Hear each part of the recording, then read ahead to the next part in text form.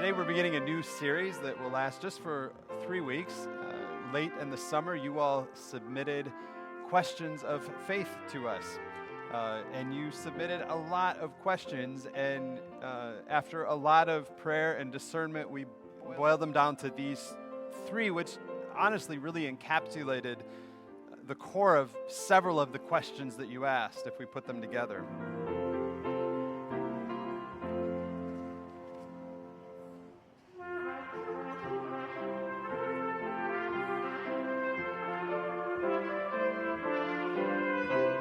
This morning's question is, why are we Christian?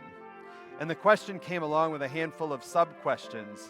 Questions like, are we Christians to secure our place of eternity in heaven? Are we Christians because it's comforting to believe in something? Are we Christians because it's culturally normative? Are we Christians so that we can make nice friends? Are we Christians because anarchy will reign without religion? And I would imagine that depending on who you ask, the answer to each of these sub-questions might actually be, yeah.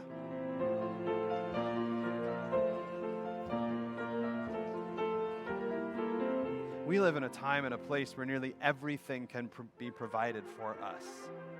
When we want it, exactly how we want it, simply by tapping on our phones. Even I can get caught wondering sometimes, what is the function of the church? What is our real purpose? What can we possibly offer to do together that cannot be found or accomplished more efficiently in other spaces and on other platforms?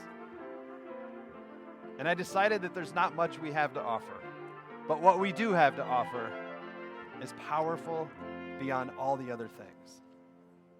In church, we can share our lives together, from birth to baptism to marriage to death and dying and all of the joy and the grief in between. We can practice kenosis, emptying ourselves for one another and sharing our lives with one another as Christ has shared Christ's life with us.